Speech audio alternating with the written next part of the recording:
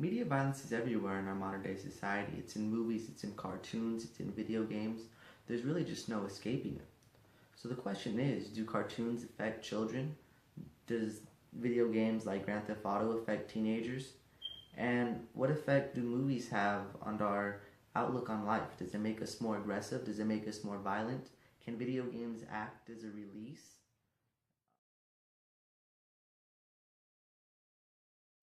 Meet Sunik, 17 years old, and not a single flaw to his innocent and loving heart.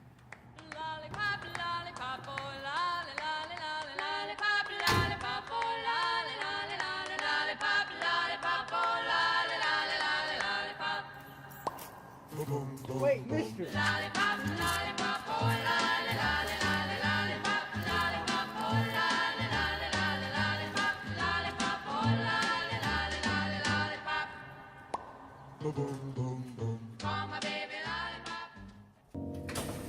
Hey, neat. But after the discovery of a new video game, his once pure mind became tainted with violence. Assault, murder, Grand Theft Auto, all new ideas which he conceives as good, due to a disc that he plays on his Xbox.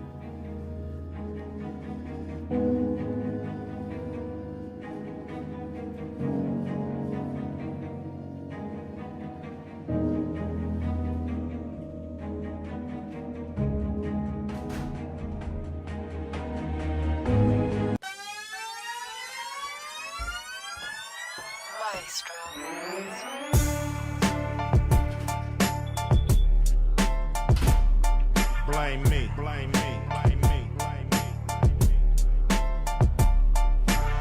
You know my pyroclastic flow.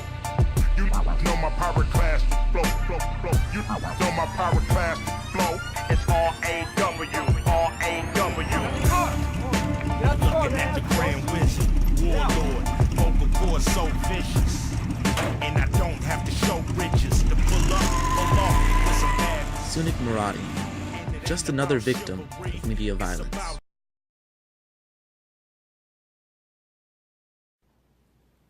Now this is not reality. Teenagers do not go in playing video games like Grand Theft Auto and come out with a corrupt mind. Video game sales for Grand Theft Auto have grown incredibly since its first release. As you can see in the graph, it was at 2.5 million in 1977 and jumped all the way to 32 million in 2013. Violent media is more common and easier to access now than ever before. Children's, teens, adults all have the internet at their fingertips. That is access to virtually everything. So with all the violent media surrounding us today, we should expect a proportional increase in crime. But the fact of the matter is, crime has dropped drastically. The crime rate starting in Los Angeles in 2000 at 738.7 dropped all the way to 271.6 in 2012. It has dropped even through the age of internet, all the sales of Grand Theft Auto, and even through an age where children watch more TV than ever before. How can we explain this? The only thing that makes sense is that media violence does not affect the big picture meaning the majority. With crime rates going down and violent media going up, could violent video games and rap music act as a release? Carlo Hedges describes that for him, Krav Maga calms him down outside of class. He explains how video games could be relatable, meaning that you're acting out in a controlled environment.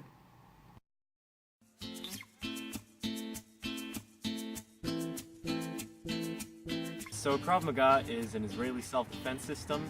It was created in the 1940s, mainly to protect the Jewish people from Nazis and kind of help them fight back. And around the 1960s, it was adapted for civilian usage. So yeah, I've been doing Krav Maga for about 6.5, 7 years now, and I love it. It's my passion.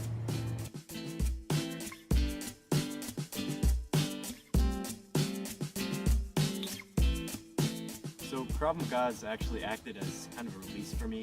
I don't get into fights outside of school, like all throughout high school I haven't been in a fight. And it's really actually helped me with conflict resolution. Like, we stress a lot of deflating situations and kind of avoiding physical altercations at all possible. And it's really made me calm down and keep control of myself. Like I said, I haven't been in a fight in like a long time. I don't even remember the last one.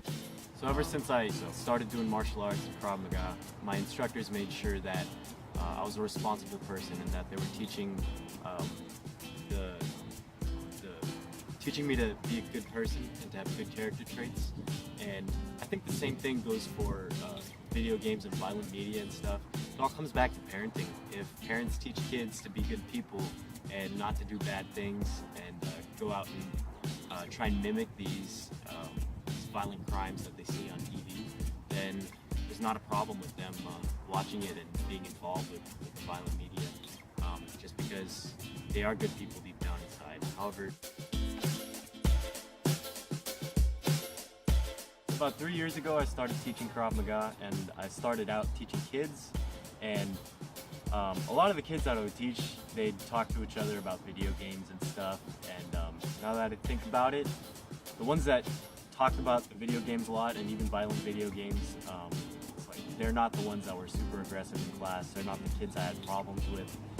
They're not the ones that I'd have to tell them to calm down and quit being so aggressive, you know? So I'm not sure that there is a connection between video games and just violent nature in kids.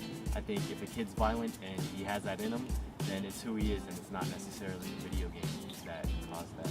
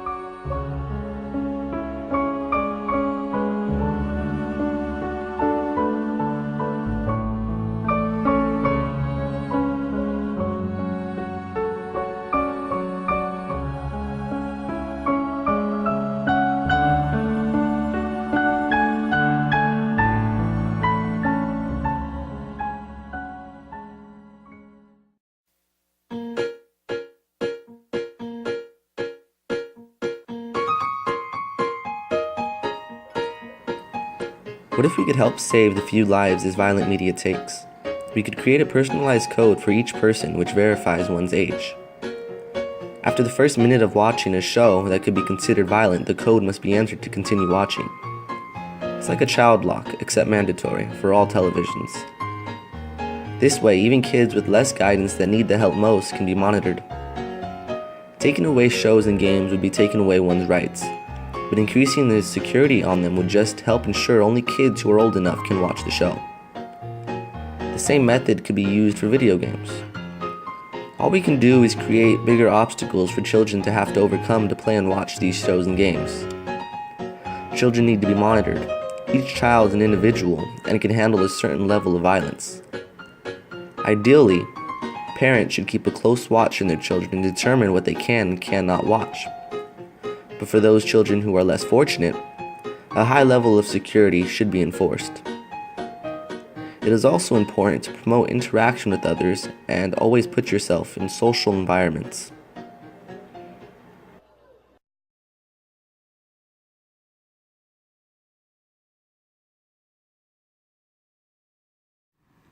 One thing that we have to remember is that there's more to life than what the media feeds us. A big part of life is helping others that are less fortunate than you perform activities that they otherwise wouldn't be able to.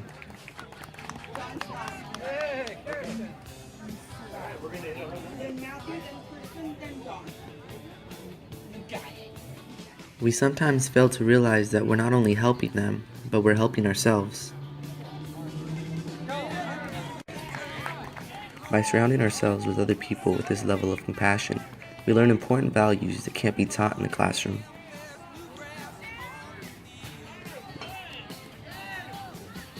We also learn certain qualities like patience.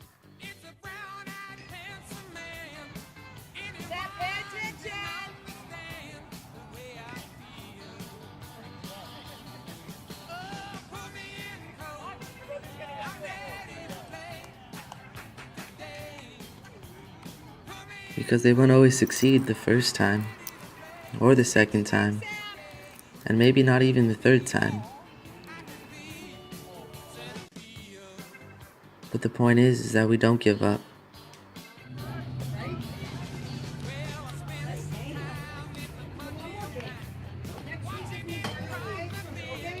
We don't judge.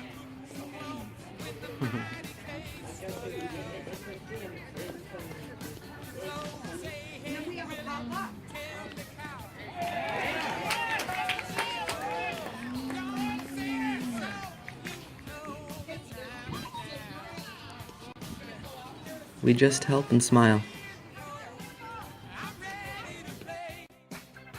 Movies, TV, video games, it's all okay in moderation.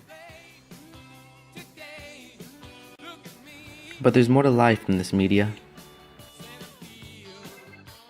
So go out there and make a positive difference in someone's life.